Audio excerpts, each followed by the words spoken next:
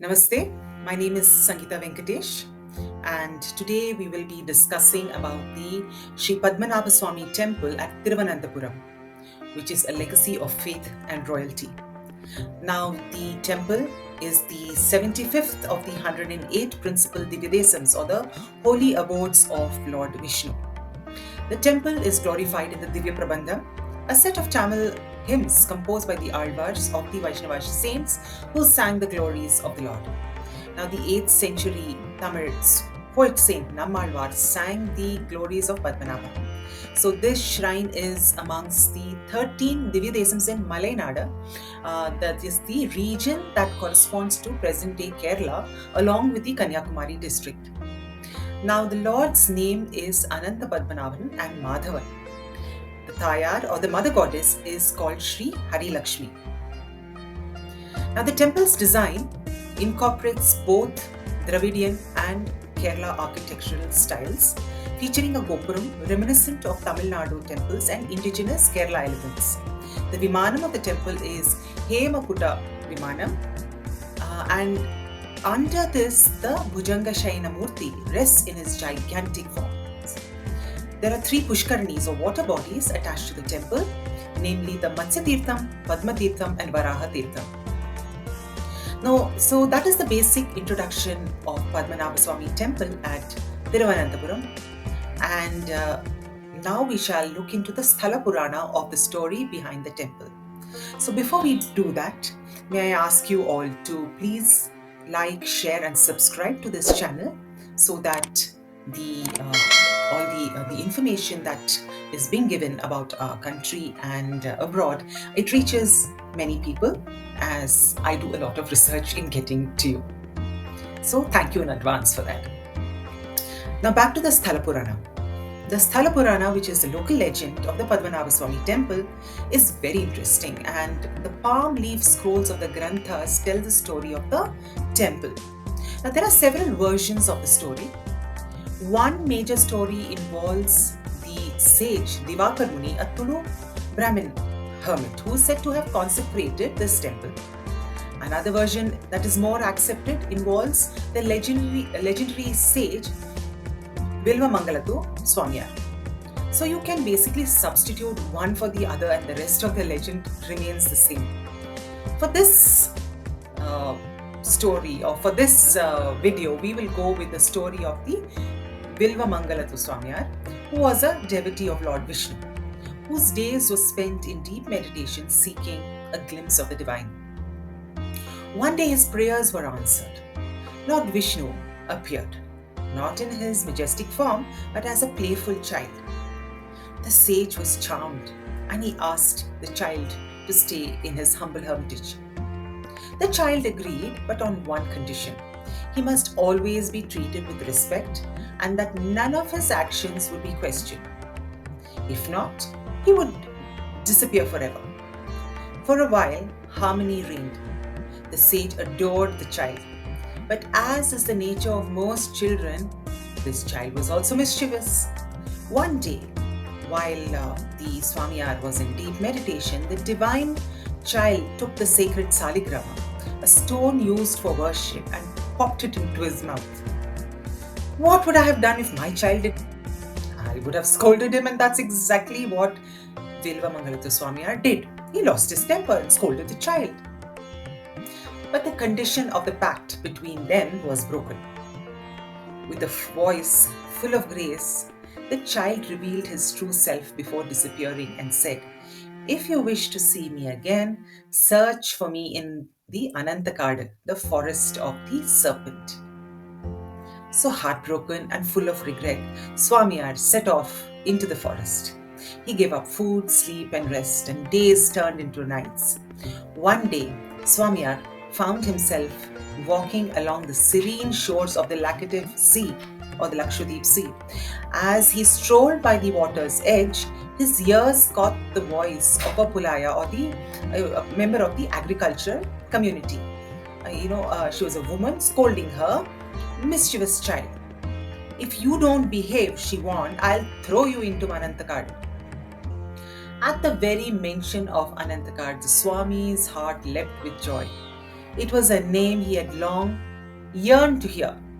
Guided by the woman's directions, he made his way through narrow paths and dense groves until he reached the grove, the sacred grove called Anantagad. And there, before his astonished eyes, he witnessed a wondrous sight. The little boy he had seen earlier seemed to merge into an ancient ilupa tree, which is the Indian butter tree or the mahua tree. Suddenly, the tree toppled to the ground, and in its place emerged the majestic form of Anantha Murthy, Lord Vishnu, reclining gracefully upon the celestial serpent Anantha. But the form was unimaginably vast. The deity's divine head lay at Thiruvananthapuram near Ottakal. His sacred body stretched across to Thiruvananthapuram, and his lotus feet touched the earth at Tripadapuram near Kulattur. The colossal form measured nearly 8 miles. Awestruck, the sage humbly prayed to the Lord, requesting him to reduce his form to a size no longer than thrice the length of the Swamiyar's own staff. Instantly, the enormous figure shrank to the size which we see today in the holy temple. Overwhelmed with emotion, the Swami offered a simple yet heartfelt meal to the Lord. A humble serving of rice kanji and uppamanga, that is salted mango pieces, in a coconut shell given to him by the Pulaya woman. The place of this miraculous darshan, actually it belonged to two Brahmin families, Kuppakara Potti and Karuva Potti. With their support and with the blessings of the king and other Brahmin households, a grand temple rose, and that was the Padmanabhaswamy temple, whose glory shines through the ages. It is believed that Parashurama venerated the idol of Sri Padmanabhaswamy in the Dwapara Yuga. The city hence got the name Thiruvananthapuram. Today, if you wander to the northwest of the temple, you will find the Anantagada Nagaraja temple quietly preserving the memory of that enchanted grove. To the west lies the Swami's Samadhi, the final resting place of the sage who once dreamed of the divine. Over his Samadhi stands the Vilvamangalam Sri Krishna Swami temple, which is looked after by the Trishur Naduval Matam that follows the Advaita philosophy. Across a tapestry of ancient Hindu scriptures, the Padmanabhaswamy temple finds frequent and reverent mention. Sacred texts such as the Vishnu Purana, Brahma Purana, Matsya Purana, Varaha Purana, Skanda Purana, Padma Purana, Vayu Purana, the Bhagavata Purana, and even the epic Mahabharata speaks of its timeless sanctity.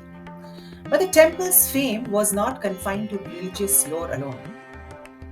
Even during the illustrious Sangam period, the earliest recorded chapter of Tamil literature, the temple surfaces again and again in poetic references, a beacon of devotion and grandeur. Scholars and historians piecing together the facts and believe that the temple once bore the title of the Golden Temple. This was not such a poetic flourish, but it is said that even during the early Sangam era, the Padmanabhaswamy temple had already amassed unimaginable wealth, its opulence shimmering like a legend through the corridors of time. In the Sanctum Sanctorum, that is the Garbhagriha of the Padmanabhaswamy temple, Lord Padmanabha, the Moolavar, faces the east and is seen reclining majestically in the Bhujanga Shayanam stance on the divine serpent Anantha or Adishesha. The serpent has 5 inward-facing hoods symbolizing a state of deep contemplation. Since the Perumal is found in Shayana position on Anantha, the Lord is called Anantha Padmanabhaswamy and the Kshetram is referred to as Thiruvananthapuram. The Tayar of this Sthalam, as we mentioned earlier, is Sri Hari Lakshmi Tayar. The devotees are granted darshan in a unique manner through the 3 separate entrances or the vashals. Through the first vashal, that is the door, one can view the Tirumugam or the divine face of the Perumal. Here the Lord gives us darshan and blesses through his divine eyes, referred to as the Tamare Kankal or lotus eyes, through which he sees all the live Jivatmas and guides their lives. Through the second vasa, Mundi or the torso, from where the lotus emerges from the Nabhi or the navel, is visible. Brahma emerges through the Padmanabha and is considered to be responsible for giving rise or giving birth to the Jivatmas. Through the third and final vasal, devotees can see the Tiruvadi or the sacred feet of the Perumal. This is a final place where all the Jivatmas merge towards Paramatma. The Tiruvadi of the Perumal is said to be the most sacred place, where all the sacred rivers originate. The three entrances to the Sanctum symbolize the three stages of life: birth, life, and death. Through these stages, it is believed that the Lord guides, protects, and ultimately liberates all beings. The Lord's right hand is placed over Shivalingam. Sri Devi Lakshmi, the goddess of prosperity, and Bhudevi, the goddess of earth, the two consorts of Vishnu, are by his side. Emerges on a lotus which emanates from the navel of the Lord. The current structure was built under the guidance of Maharaja Marthanda Varma in the 18th century. It would be appropriate to briefly speak about Maharaja Marthanda Varma, who lived between 1706 and 1758 AD and was a legendary ruler of Travancore and transformed it into a powerful and centralized kingdom. Ascending the throne in 1729, Marthanda Varma crushed feudal lords, reorganized the military, and defeated the Dutch in the historic Battle of Polachal in 1741, making Travancore one of the first Indian states to resist European colonial powers successfully. In 1750, Marthanda Varma dedicated the kingdom to Lord Padmanabha and adopted the title Padmanabhadasa, servant of Lord Padmanabha, establishing a theocratic monarchy where a monarch is considered to rule by divine right and is the head of both the religious and political state. Marthanda Varma, his reign was marked by military prowess, administrative reforms, and religious devotion, laying the foundation for a prosperous and powerful Travancore. The deity, that is the Garbhagriha, is made from 12,008 Saligramas. These Saligramas are supposed to have been brought by elephants all the way from the banks of Gandaki river in Nepal. Up until then, the deity was made from the Mahua tree bark. The deity of Padmanabha is covered with Kadusarkara Yogam, a special Ayurvedic mix which is made of 108 natural materials collected from all over India and forms a coat-like protection that keeps the deity clean. There are 6 steps into making idols using Kadusarkara Yoga. These idols are not subject to Abhishekam and daily worship is performed using just flowers. For Abhishekam or the ritual bathing, special deities are used in the place of the main idol. Now the platforms in front of the Vimanam and the reclining deity, that is carved from a single massive stone, hence the name Ottakal Mandapam. This monolithic platform was commissioned by Marthanda Varma and it was carved from a rock about 6 kilometers north of the temple. Measuring 20 square feet and 2.5 feet thick, it was installed in the Malayalam month of Edavon, that is in the May-June months of the Gregorian calendar in 1731 CE. Only the king of Travancore may prostrate on the Ottakal Mandapam. It is traditionally held that anybody who prostrates on the Mandapam has surrendered all that he possesses to the deity.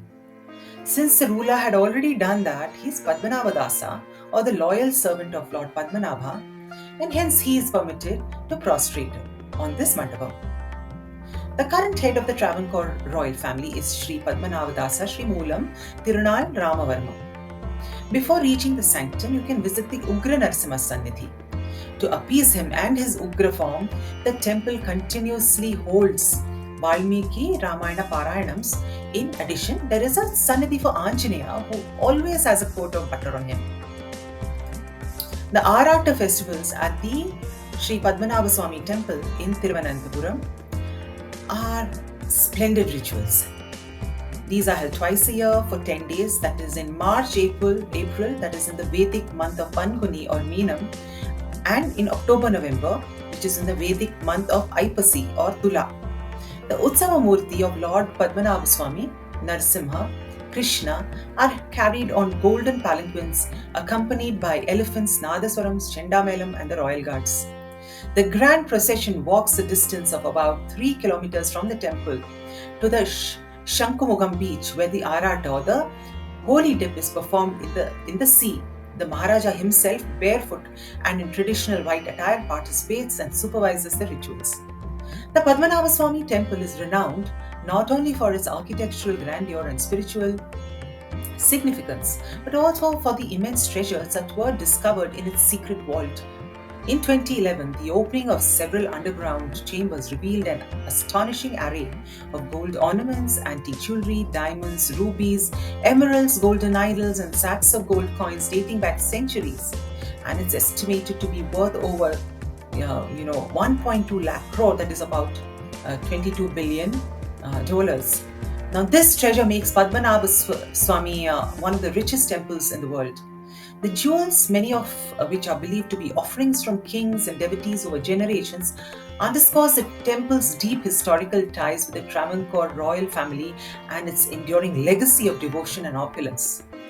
The valuables have been accumulated in the temple for over several thousand years, having been donated to the deity and subsequently stored in the temple by various dynasties such as Cheras, the Pandyas, the Travancore royal family, then the Kolatiris, the Pallavas, the Cholas, and many other kings of both South India and beyond.